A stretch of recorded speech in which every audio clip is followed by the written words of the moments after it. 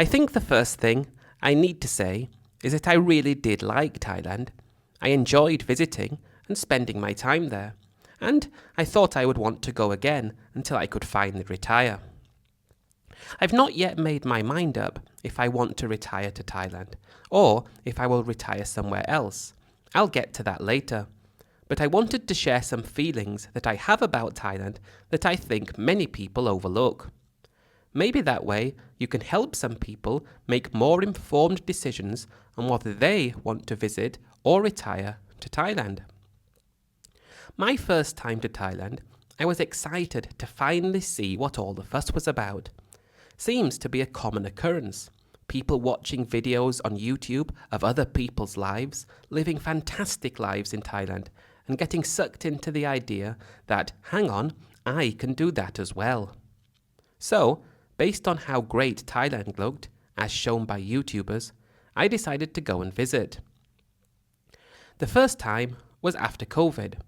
Many YouTubers helped me through being stuck at home, and I felt like as soon as I could go to Thailand without having to do any of that quarantine stuff, I would. My first impressions of Thailand were distinctly positive. Arriving in Bangkok is like arriving nowhere else. I don't really spend time anywhere apart from Europe, and had never been to Asia or the Americas or Africa, so I didn't really know what to expect. I knew it was going to be wild, potentially crazy, and that it was very different to Europe. In Thailand, at least, that's what some of the guys on YouTube said. They didn't have all this health and safety nonsense that we do back in the West. And in the West, I feel like things have been taken away and taken out of proportion. And in Thailand, it's not like that. You can still make your own decisions, even if that could lead to something negative happening to yourself. I've always believed in personal freedom, and that's one of the things that I thought I would be attracted to in Thailand. I stayed in a hotel in Phrom Phong in Bangkok. It was about 500 meters from the BTS SkyTrain, and in hindsight, I regret not booking something a bit closer to the BTS. Every time I went somewhere, it was a long walk to the station. By the time you've made it there, you're already wet through. I never got used to how hot and humid it was in Thailand, completely different to where I came from, where it's usually raining and miserable and grey. If I was to do Thailand again, I'd make sure I'd stay right on the doorstep of a BTS station, and it would be a lot more convenient, and that's what I'd recommend anybody else doing if they're thinking about going to Thailand and haven't been before. The hotel itself was good, a decent pool, and the breakfast wasn't bad, although I found myself missing it on many days because I wasn't waking up before 10, thanks to the legendary Bangkok nightlife. The thing that struck out to me, though, was that I didn't feel like a welcome tourist. That might have just been my own personal experience, but I have to tell it like it is, and I have to be truthful and honest. I didn't feel like I was welcome with open arms. It felt like I was a tolerated guest, all the better when I am to leave. I've got a few examples that I wanted to share, and I don't know if anybody else has experienced similar things in Thailand, so please understand that these are just my own personal observations and feelings. It doesn't mean they're right or wrong, it's just how I personally felt.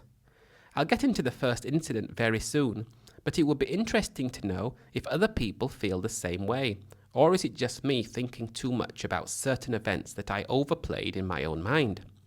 It would be interesting to understand what other people think, so I'll be watching the comments of the video if you choose to put it up on your channel, and I'm excited to see if it's only me.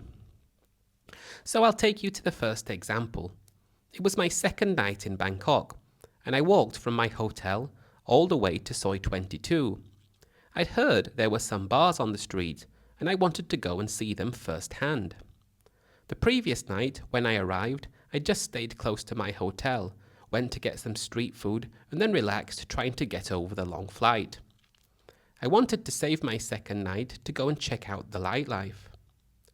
So I'm walking from my hotel. I walked past the BTS station and crossed the road to where that park is. I don't know the name of the park, but it's the one next to the Emporium Mall.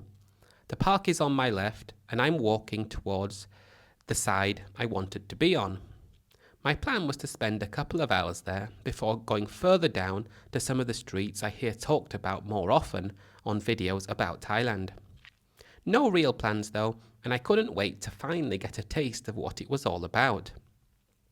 So many people talk about it in their videos, and so many people talk about it on the forums, and I'd already been told, and I'd seen it all now. It was my time to finally be the one living it. When I made it to the street, there were some bars right on the corner next to the main road, and I went in the first one that I saw. I think it was called Connection or something like that. I can't remember. But I walked in and I ordered a beer. It was still early evening and there weren't many people there. A lot of girls in the bar, but I think I was the only customer at that point. No idea what to expect. This was my first time experiencing a bar in Bangkok, or even in Thailand. And I knew what the game was.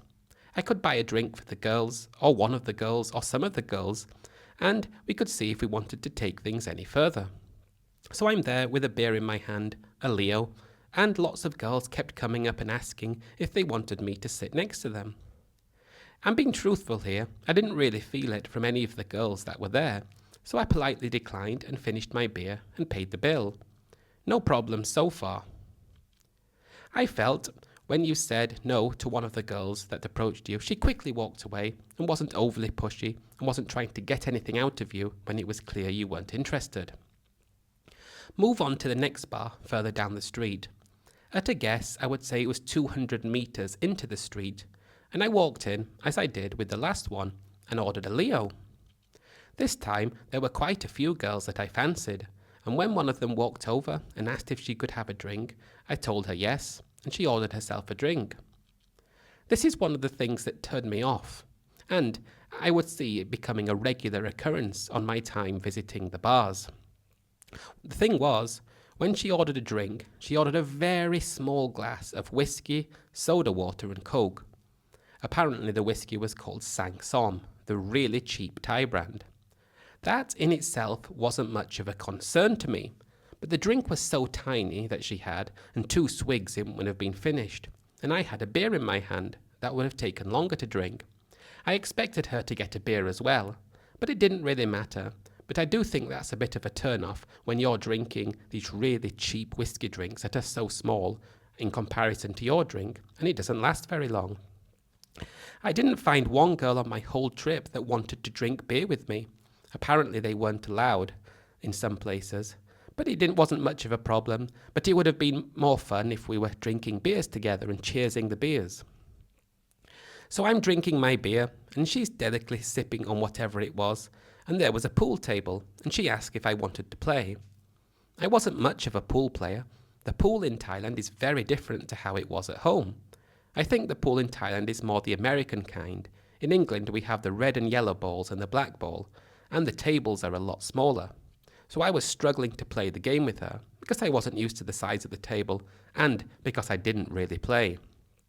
But that was fine, it was still fun, and I was able to chat with her while we were playing. She quickly finished her drink, and I asked if she wanted one more, and she got that, but I was still only halfway through my beer. Then she asked if I wanted to put a wager on the game of pool. Now I knew I was going to lose, but I thought that's fair enough, and we agreed to 100 baht per game. I lost and gave her 100 baht. I lost again and gave her another 100 baht, and then I won because she potted the black ball by accident, but she didn't give me 100 baht. She just looked at me and smiled and said, "I will give you a kiss instead." I didn't really mind, but a deal is, I thought, and I wasn't going to take the money from her, but I expected her to hand it over, and I would have said, "No, don't worry about it." But it didn't happen like that. I ordered myself another beer and her another drink, and we stopped playing pool and just chatted for a while. She downed the drink very quickly, but she didn't ask for another one until she saw my beer was nearly empty. But I said, when my beer was empty, I'll just get a beer for myself and maybe order one more for you soon. She said okay with a smile on her face and just stood up and walked away. I felt that was really disrespectful. It was not like there was anyone else in the bar, it was just me.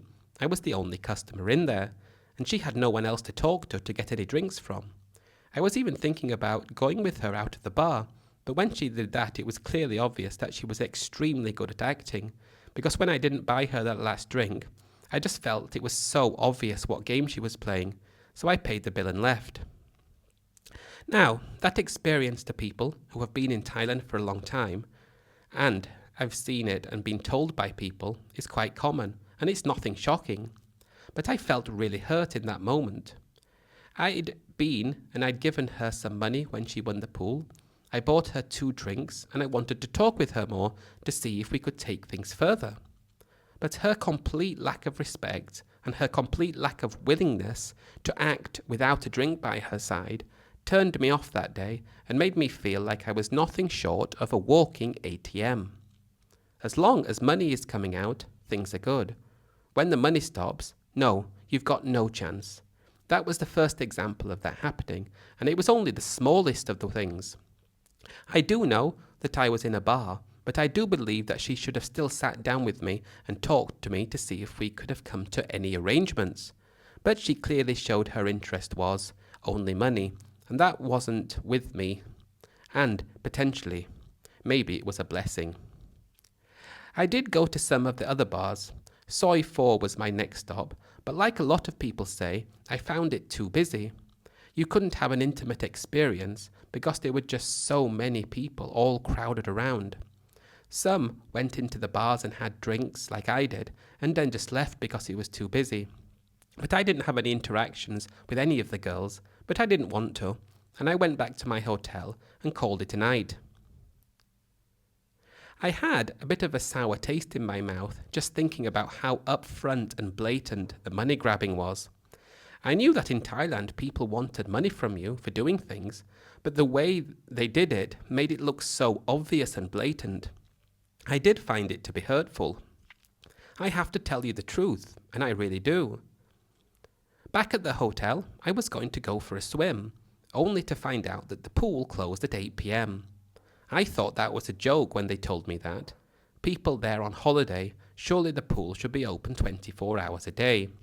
You're busy in the daytime doing things, you go out at night, have some drinks and a meal, and you come back, and it's after the time you can swim and you can't go.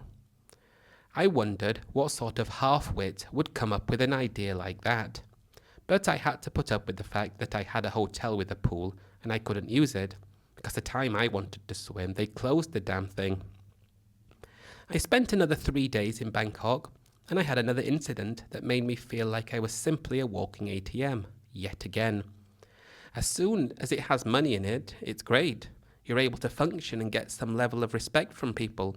But as soon as the ATM is broken, well, just forget it, it's over. I wanted to go for a boat ride on the Chao Phraya River. I went into a tour shop close to where my hotel was, and what they were quoting I found to be very overinflated based on what I understood. I wanted to go by myself on one of those long-tail boats, go around the river and then into some of the back canals, look at the real Bangkok to see what it was like. But the prices that the tour companies quoted, some of them in excess of 5,000 baht, seemed to be crazy. So after doing a bit of Googling, I went to Sapan Taksin BTS station and walked to the river close by. It's the same location as you get on the boat to go to Icon Siam Mall, and they had a little stall there selling boat trips. I told them what I wanted, and they said that's not a problem at all. It will be 3,000 baht. I can't even remember if it was for 1 hour or 2 hours, most likely 1, and that sounded fair to me, and I paid the money and waited on the dock for the boat to arrive. 15 minutes later, this long-tail boat pulled up, and the driver appeared friendly enough. He didn't speak much English, but that wasn't a problem, and we set off on our way. I was extremely disappointed to learn that they forced me to wear a life vest. No, I'm thinking. I'd left England to get away from this health and safety crap. Don't tell me Thailand's falling for it as well. I'm the type of person that would rather fall in the river and drown than be told to wear a life vest. Maybe that's an extreme and not actually true, but I tried to explain that the boat driver wasn't wearing a life vest. So, why do I? I put up with it and ended up wearing it. I wasn't going to let it ruin the trip I'd already paid for. Would I have paid them the money if I'd have known I would have to have worn a life vest? I probably wouldn't, if I'm being honest, but there you go. So we set off downriver. The scenery around Bangkok was spectacular. I wondered what it would be like to live in some of the condominiums dotted along the river.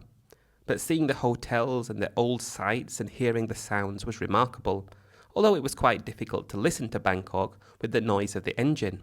About 5 minutes into the trip, we turned right off the river down into some canals. You could tell they had gate systems in place. It looked like a sophisticated affair. Then we go down 10 more minutes, and I was having a good time, really enjoying myself, thinking this was definitely worth the money. I'm really happy I came.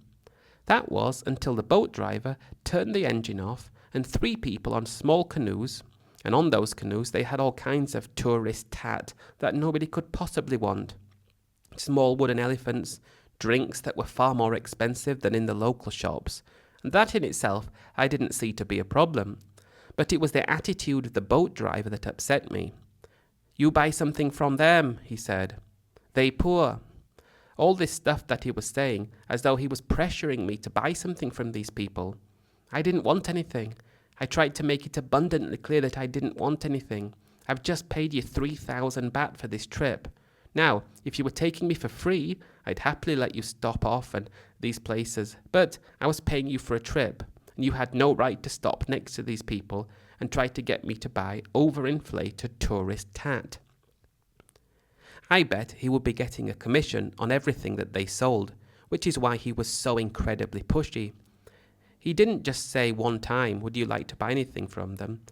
If you don't, it's fine." He was on it and on it and on it and buy.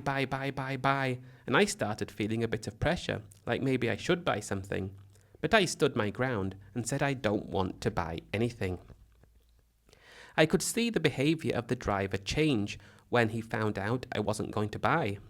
He wasn't smiling anymore. He wasn't pointing out the monitor lizards in the water anymore. He wasn't telling me the names of the temples that we drove past or sailed past. He was just driving with a sulky look on his face. The rest of the trip wasn't as fun. I felt a bit on edge, but it was great to see that part of Bangkok, and it's not what everyone gets to see. We did like a full circle and made it back to the Chao Phraya River about 40 minutes later, and we returned to the same dock.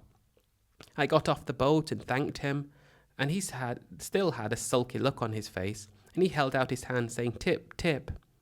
Now, I'm from England. I know in America there is an insane tipping culture, but in England there's not, and I didn't see why I would have to give this guy a tip for giving me a boat trip that we'd already been paid for. If he'd not taken me to see those people selling stuff I didn't want and trying to force me to buy things for 10 minutes, if he didn't sulk for the rest of the trip, I may have given him a tip, but he didn't do anything that warranted me giving a tip, and again, I just felt like I was a walking ATM. Another really sour taste left in my mouth, and I went on that trip. I went back to the hotel wondering if everyone just saw me as an ATM.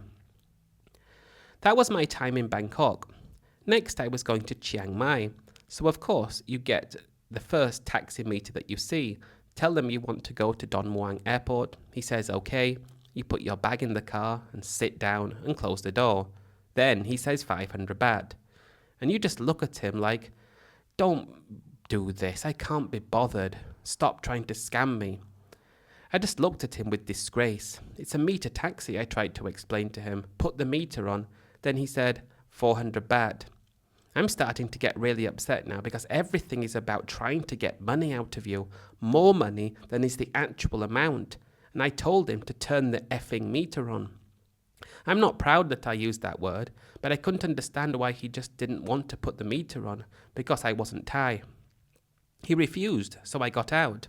I hadn't yet downloaded the Grab app, which I did later on, so I got in another taxi, and I said meter before I stepped in. And all credit to the guy, he said of course, and put the meter on. And he didn't try to scam me. But that happens so many times when I've been in a taxi, always wanting to rip you off. Turn the meter on. But lots of them around the tourist areas don't want to. All they want is your money. I flew to Chiang Mai, went to my hotel. I didn't really know what to make of Chiang Mai. To me, personally, it didn't live up to all the hype that many people put on it, but I suppose it was a quiet, peaceful place. I put my stuff in the hotel and went outside. I was staying in the old city, and there were some things I wanted to do there based on videos I'd seen before I went out for a drink. One of those was to go up Doi Sutep, the famous mountain that overlooks the city. There were lots of those red cars close to my hotel, and when you walk past they call out to you to see if you want to ride. I said I wanted to go to Doi Sutep, and the guy said he'd take me, and wait for me, and bring me back. He wanted 1,000 baht. That sounded extortionate, but he told me he wouldn't pick up anybody else along the way. I didn't know what the real price was, but I could see the mountain in the distance from where we were standing, and it did look like a long way. And if you have to wait for me as well, I thought maybe it's not too bad. I got him down to 800 and I thought it was fair. In hindsight, I should have just hired a motorcycle for 200 baht, but I didn't know that for a few days. So we set off on the way, and I can see the mountain in the distance and we're getting closer to it.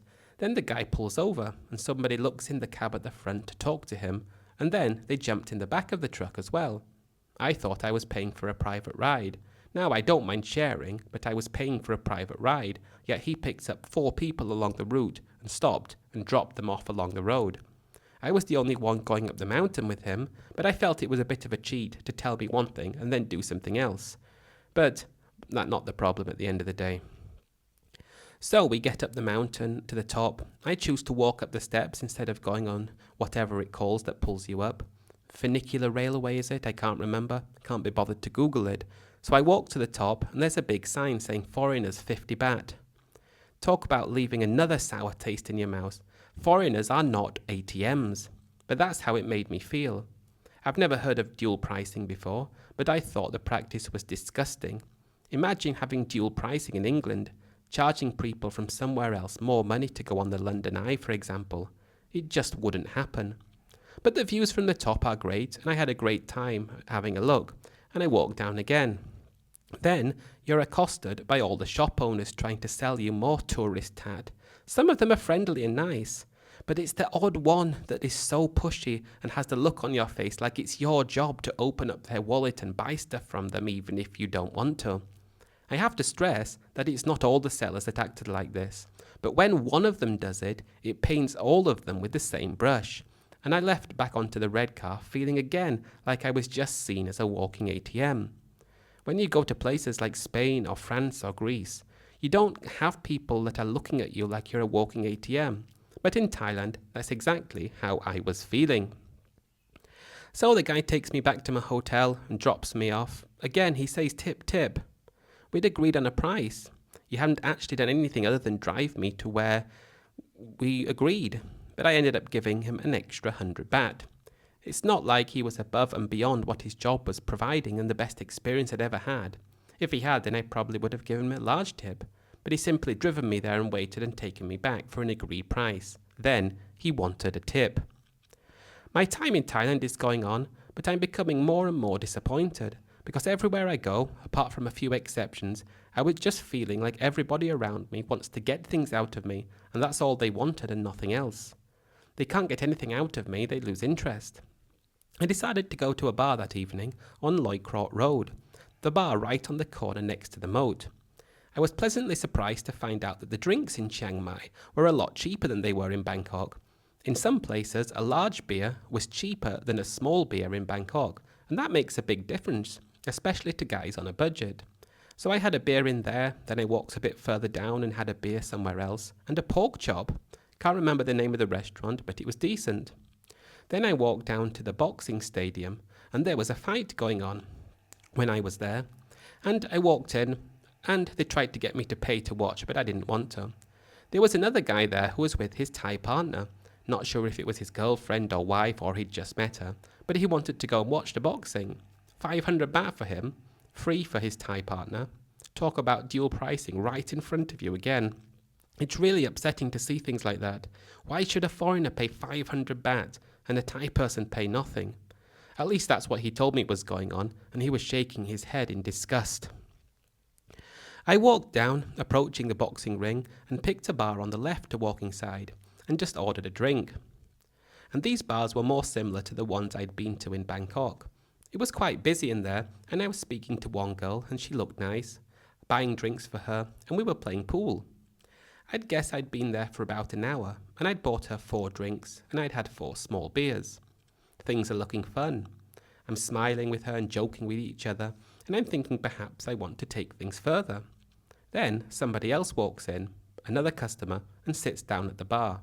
Immediately she stopped talking to me, went over and sat down next to him. Then another girl approached me instead. Oh, that's her boyfriend or something like that. I doubt it was her actual boyfriend, maybe just a guy who'd been in before I had. And everything I had up until that point I still had to pay full price for, even though she'd just left. I thought that was disrespectful, because I already had her in my company. He should have had to wait. And again, it left me with a bitter taste in my mouth. Or sour, should I say. No customer service, no customer is always right, nothing. Just thank you for the 4 drinks, but I'm going to go now. At the very least, she should have forfeited her commission on those drinks if she chose to leave. But when I wasn't ready. But I suppose that's part of her game and her life, and she has to do what's best for her, even though it makes a customer feel like crap. Just went back to my hotel. I had a few good days in Chiang Mai. Always little incidents cropping up every now and then that kept repeating and making me feel nothing more than I was just there to give people money. I had one place left to visit, and that was Pattaya. I flew from Chiang Mai back down to Bangkok. This time I had already the Grab app that I'd used a few times since I'd been in Chiang Mai. It was so much better than having to negotiate with taxis and tuk-tuk drivers because the price was the price. Highly recommended. But in Bangkok, I arrived at Don Muang Airport, which I had to use a taxi from. And in hindsight, I should have flown to the other airport instead, because it was closer to Pattaya, but only a small error, and I went to the taxi area and told them I wanted to go to Pattaya. Everything was agreed, and I arranged, and I jumped in the taxi, and we set off. No problems so far, but the driver had to pull over to put some fuel inside. I find it quite weird that he had a huge gas tank in the boot of the car, but I suppose LPG is cheaper. The place we stopped, I don't know how to describe it. You're driving on the highway, and then, all of a sudden, you've got rows and rows and rows of restaurants and things where you can buy things, like McDonald's, Burger King, Subway, so many different Western chains, all in this, I suppose you'd call it a service station. I decide I'm hungry, and I want something to eat. A good old McDonald's. Can't go wrong with a double cheeseburger. So I ordered it, and was eating it outside the guy's taxi, and he was just standing relaxing. And he looked over at some of the things that were for sale in the open fronted shops. Don't know how else you could describe them. Like little jars of what looked like sauce and crispy pork that you dipped into it. The taxi driver just looked at me and said, "You buy for me?" I thought he was joking, but he wasn't. I felt so uncomfortable, and I ended up giving him the 200 baht to buy it. But again, another incident of being treated like an ATM. We'd agreed on the price of the taxi. I was happy to pay what we agreed, but he asked for something extra on top of that, some crispy pork and some green-coloured thick sauce, whatever it was. I need to stress that all these small incidents weren't making me extremely worked up. I wasn't getting angry because of them. I was just feeling that is this what Thailand is all about? When you're living in Thailand and everybody's out to get something from you, that makes you feel like that's what you're there for. I wonder if there's a portion of the population in Thailand that looks at foreigners and thinks that the only reason they're there is to bring money into the country. I don't believe that is how people should be looked at. I think it's disrespectful. But again, that sour or bitter taste in your mouth. But we headed to Pattaya. He didn't ask for a tip when he dropped me off at the hotel, but I got there, checked in, and dropped up my things in the room and went out. I'm going to have to be a contrarian to most of the guys that send their stories in, because I didn't really like Pattaya.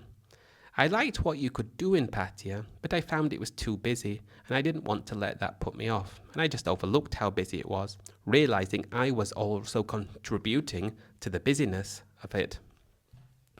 I left the hotel and went for a walk around. I just felt like a tourist when I was there. I know I was a tourist, but I didn't feel like a tourist in Bangkok. I didn't feel like a tourist in Chiang Mai. But in Pattaya, I felt like I was nothing more than a tourist. That didn't itself, I suppose, become an issue, because I was a tourist, but I didn't want to feel like that. After all, I was here seeing if Thailand was going to be somewhere I wanted to retire. So I'm walking down the street, and every massage shop that you walk past tries to call you in. Some of them grab onto you and try to pull you into their shops. And it makes me think, when they're calling at you and trying to get you into their massage shops, do they see you as a person, or do they see you as a body carrying a wallet with money inside that they want? Although some of the girls were playful and amusing, to me it just felt like they would have preferred it if it was a wallet levitating past their shop and they could hold it and take the money out. Forget about the human being attached to the wallet. Forget that they have feelings and are a person. All they want is the money in Pattaya, and I felt like I was a walking ATM anywhere I went. You even walk past some restaurants and guys that didn't look anything like a Thai. I don't know how they were legally working on the streets, but that really disappointed me, seeing people like that touting. Wouldn't have been as bad if they were Thai, but these guys tried to get you into these restaurants, and that was upsetting to see, and again you were treated like an ATM. I was quite shocked with the prices in Pattaya after just being in Chiang Mai. I thought it was going to be similar, but Pattaya was actually a lot more expensive, and I didn't think it was justified how much extra things cost. You could go in some bars and the drinks were cheap, at least cheaper than Bangkok, but it wasn't as affordable as I thought it was going to be. Chiang Mai was cheaper, and that's a valid point for anyone interested in going to Thailand. Again, another thing I liked about Chiang Mai, most of the tourists that were there were similar to me. In Pattaya, there were people from tourist destinations there, and that's something I'd never seen before when visiting countries in Europe. It was interesting, and I didn't have a problem with it, but it didn't really do anything for me. A few days are going by, and I'm having a reasonable time, until one more incident happened. This is the last incident, but it was the biggest of them all, and again, it left me feeling awful. I decided to rent a motorbike. I had a license from England, I do ride bikes there, and as I said before, I wish I'd known in Chiang Mai because I would have done it there. But I took it for 3 days, just a small scooter, nothing big, but it was fun. The first day was great, going around to lots of different places, seeing things that I wouldn't have otherwise been able to see. It was only 250 baht a day to rent the bike, and I had to put fuel in as well, but that was a negligible amount. On the second day is when it happened. I was driving about 20 minutes from downtown Pattaya. I was only going slowly and being careful because I knew how dangerous the roads in Thailand were, and I was run into by a guy in a pickup truck. He hit the back of the bike when he was coming out of a side road. He obviously didn't look where he was going, and he was only inches away from hitting my leg. The bike had been spun around and fell to the ground, but thankfully I was unscathed apart from a few bruises. I was a bit shaken up, but it was clearly and undeniably his fault. But what happened? He jumps out of the truck, shouting at me, saying it was my fault, trying to pin the blame on me, asking me to pay for the damage to his stupid truck. Now, I'm quite a placid guy. I wasn't going to get into an argument with him, but I just looked at him with scorn. In his mind, I'm thinking, oh, I've just crashed into Whitey, so let's get his money. We crashed into Mr. ATM. I was very fortunate that there were a few people on the scene who could corroborate what actually happened, and they were honest enough to say it was his fault. He had just driven straight out of the side road into the bike and knocked me off. Undeniably, it was his fault, and I'm very grateful to those honest Thai people for telling the police exactly how it was, because without them, they would have definitely believed him and not me. The bike was damaged, but we all went to the police station, including the owner of the bike, and everything there was so much evidence that it was his fault, he had to pay. But he kept shouting and screaming at me, saying it was my fault, and it looked like he wanted to attack me. I wonder if he would have acted in that way if he crashed into a Thai person. I would have highly doubted that. He saw me and thought it was an excuse to get some money. I was even leaning towards believing that he did it on purpose. Maybe he saw me and thought, oh my God, there's an ATM on a bike, let's knock him off and take his money and send him back home. But I don't know. Apart from all these little incidents that happened, I did think Thailand was a great country. I loved my time there, but all these things that happened really put me off Thailand as being somewhere I could retire. I wanted to be treated with respect wherever I go, and the best way to treat someone with respect is by not wanting and expecting money from them just because they're a foreigner. But that's how I feel. I have to tell you how I feel because this is my own story. So many times I was just having a good time, and then I was reminded that deep down I'm not actually welcome there. I'm only welcome because I'm bringing money here. Without that, I'm good for nothing. That's not how I want to feel, and that's not how I want to be treated. And although I had a good time in Thailand for the most part, these little things led me to believe the type of country Thailand actually is. And while some people will be able to put up with this and accept it, I think I will be taking my hard-earned retirement money somewhere else. Thank you for sharing.